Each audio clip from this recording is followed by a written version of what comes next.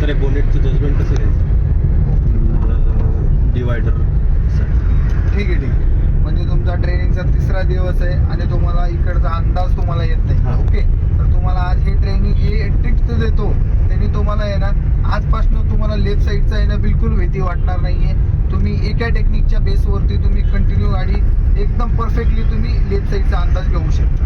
Okay, आता तुम्हाला काय करायचं आहे, आता मला सांगा, आता आपली गाडी एक्झॅक्ट सेंटरला आहे. ओके, आता हा जो तुम्हाला ही दिसतोय का प्रॉब्लेम समोरचा बॅरिकेड वगैरे, हे तुम्हाला कुठं दिसतात? इथे, बरोबर, हे सेंटरला दिसतात. म्हणजे हा जो आहे ना हे इथं आहेत का?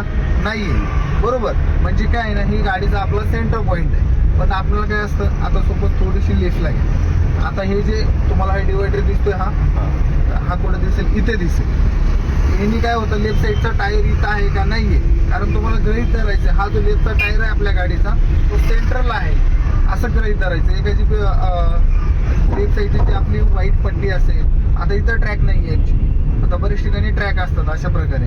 ठीक आहे, तर ट्रॅकची जी व्हाईट जी ट्रॅक असते ती तुम्हाला गृहीत धरायची. ह्या ट्रॅकच्या गाडी आपली आहे ना या साईडला ठेवायचं, इकडं ठेवायचं नाही. इथं येत असेल तर आपली गाडी त्याला टच होऊ शकते. आता थोडक्यात हा डिवायडर आहे, तुम्हाला दिसतो हा छोटासा.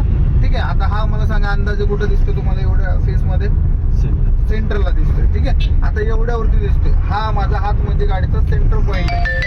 तुम्हाला हे खूप इम्पॉर्टंट बॅग शिकवतं. ठीक आहे, हे कळलं की तुम्हाला लेफ्ट साईडचा अंदाज 0 मिनिटात कळून जातो आणि ते कळलंच पाहिजे. ठीक आहे, तेव्हा हा म्हणजे लेफ्टचा टायर आहे असं गृहीत धरायचं. तुम्हाला प्रत्येक प्रॉब्लेम तुम्हाला काय करायचं, एखादी कुठलीही कसलीही कंडिशन किंवा कसलाही प्रॉब्लेम असेल तर तुम्हाला ह्या साईडला ठेवायचं, अन्यथा की ह्या साईडला. ह्या साईडला जर ठेवले तर ही गाडी आपली त्याला टच होऊ शकते. हा जे टायर आहे असं गृहीत धरून तुम्हाला ड्रायव्हिंग करायची.